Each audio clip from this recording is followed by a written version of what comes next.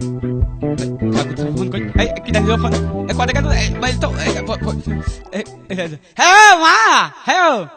ভালো আছিস হ্যালো মা বুঝাক নাম দিতিস মা ভালো আছিস এই গুটি খেলছিস না তোর বাপের ভাত দিতে যেতে হবে না